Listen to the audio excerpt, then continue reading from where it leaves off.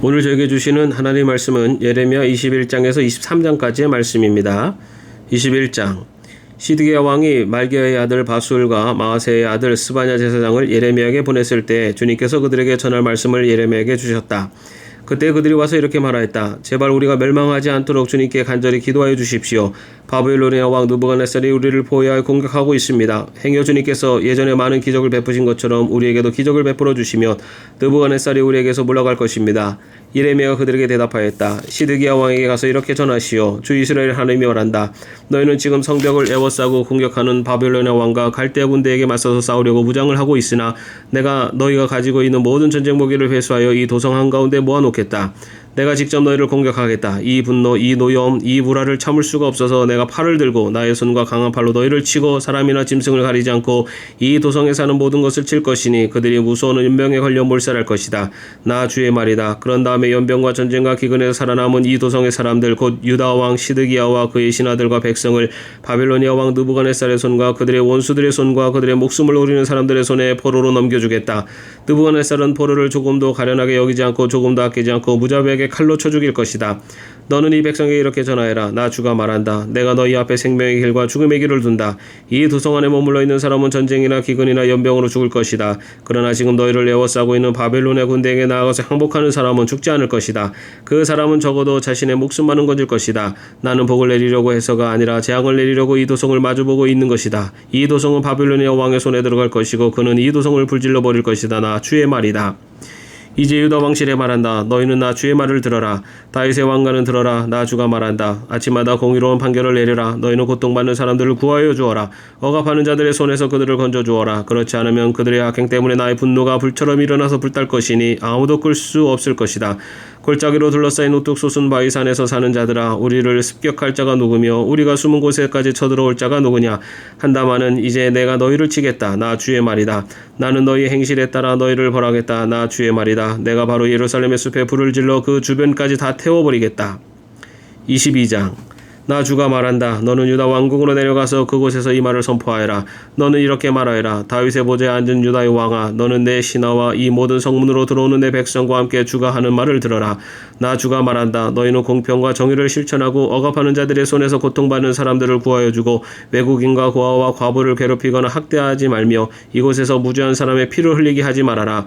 너희가 이 명령을 철저히 실천하면 다윗의 보좌에 앉는 왕들이 병과 군마를 타고 신하와 백성을 거느리고 이 왕궁의 대문 안으로 들어올 것이다. 그러나 내가 스스로 맹세하지만 너희가 이 명에 순종하지 않으면 바로 이 왕궁은 폐허가 될 것이다. 나 주의 말이다.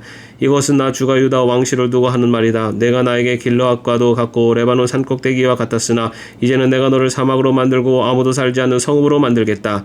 내가 너를 무너뜨릴 사람들을 불러다가 그들에게 연장을 마련해 줄 것이니 그들이 너희 가장 좋은 백향목들을 찍어내어 불 속으로 집어 던질 것이다.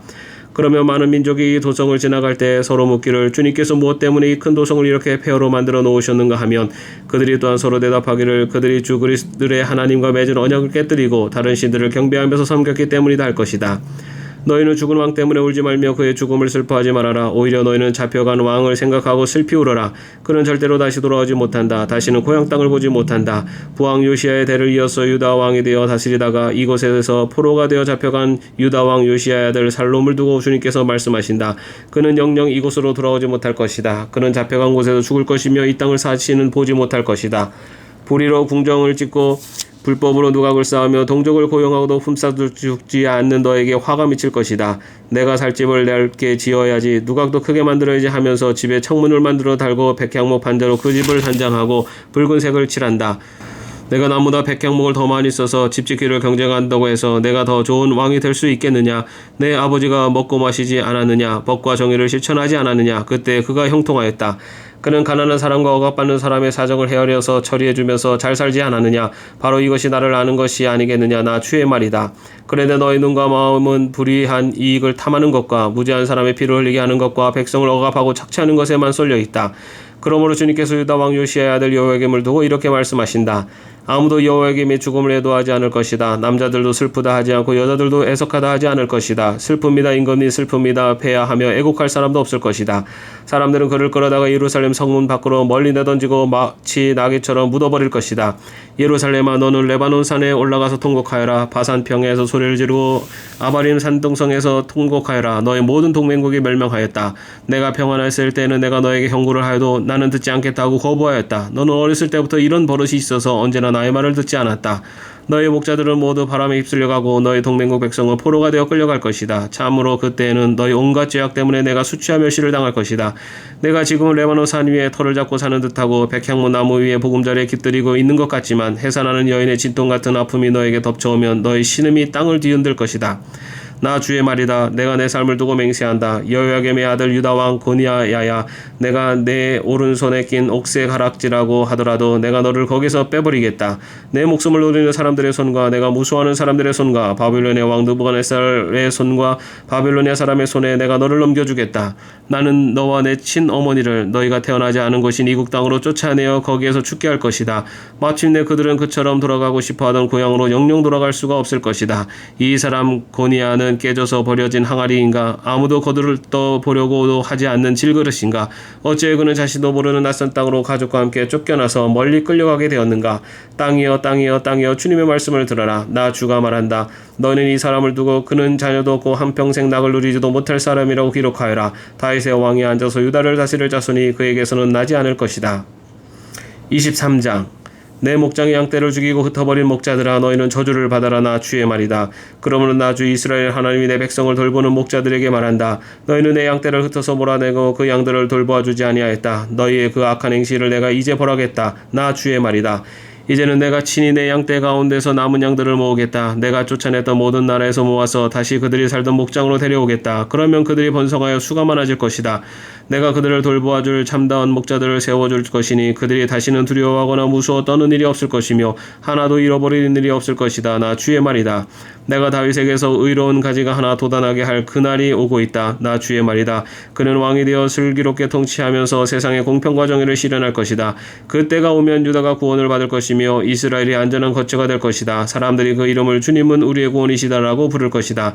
그러므로 보아라, 그날이 지금 오고 있다. 나 주의 말이다. 그때에는 사람들이 다시는 이스라엘 백성을 이집트 땅에서 이끌어내신 주의 살아계심을 두고 맹세하지 않고 그 대신에 이스라엘 집의 자손이 쫓겨가서 살던 북녘 땅과 그 밖의 모든 나라에서 그들을 이끌어내신 주의 살아계심을 두고 맹세할 것이다.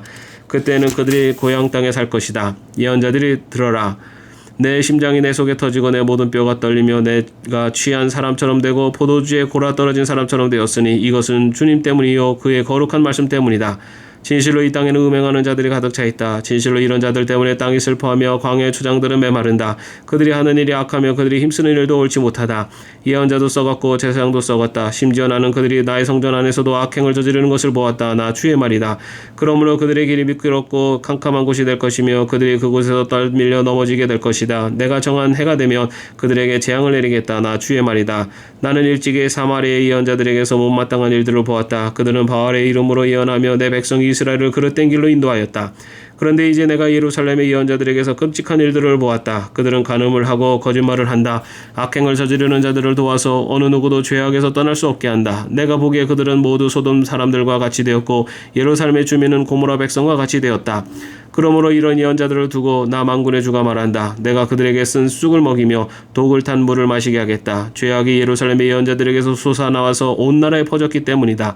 나 만군의 주가 말한다. 스스로 예언자라고 하는 자들에게서 예언을 듣지 말아라. 그들은 헛된 말로 너희를 속이고 있다. 그들은 나 주의 입에서 나온 말을 전하는 것이 아니라 자기들의 마음속에서 나오는 환상을 말할 뿐이다. 그들은 나 주의 말을 멸시하는 자들에게도 말하기를 만사가 형통할 것이다. 주님의 말씀이다 한다. 제 고집대로 살아가는 모든 사람에게도 너희에게는 어떠한 재앙도 내리지 않을 것이다 하고 말한다. 그러나 그 거짓 예언자들 가운데서 누가 나 주의 회의에 들어와서 나를 보았느냐? 누가 나의 말을 들었느냐? 누가 귀를 기울여 나의 말을 들었느냐? 보아라, 나 주의 분노가 폭풍처럼 터져나온다. 회오리 바람처럼 밀려와서 악인들의 머리를 후려칠 것이다. 나 주는 나의 마음속에 뜻한 바를 시행하고 이룰 때까지 분노를 풀지 않을 것이다. 마지막 날이 오면 너희가 이것을 분명히 깨달을 것이다. 이런 예언자들은 내가 보내지 않았는데도 스스로 달려나갔으며 내가 그들에게 말을 하지 않았는데도 스스로 예언을 하였다. 그들이 나의 회의에 들어왔다면 내 백성에게 나의 말을 들려주어서 내 백성을 악한 생활과 악한 행실에서 돌아서게 할 수 있을 것이다. 내가 가까운 곳에 하나님이며 먼 곳에 하나님이는 아닌 줄 아느냐. 나 주의 말이다. 사람이 제 아무리 은밀한 곳에 숨는다고 해도 그는 내 눈에서 벗어날 수 없다. 나 주의 말이다. 내가 하늘과 땅 어디에나 있는 줄을 모르느냐. 나의 이름을 팔아 거짓말로 예언하는 예언자들이 있다. 내가 꿈에 보았다. 내가 꿈에 계시를 받았다 하고 주장하는 말을 내가 들었다. 이 예언자들이 언제까지 거짓으로 예언을 하겠으며 언제까지 자기들의 마음속에서 꿈에 난 환상으로 거짓 예언을 하겠느냐. 그들은 조상이 바알을 섬기며 내 이름을 잊었듯이 서로 꿈 이야기를 주고받으면서 내 백성이 내 이름을 잊어버리도록 계략을 꾸미고 있다. 꿈을 꾼 예언자가 꿈 이야기를 하더라도 내 말을 받은 예언자는 충실하게 내 말만 전하여라. 알곡과 쭉정이가 서로 무슨 상관이 있느냐. 나 주의 말이다.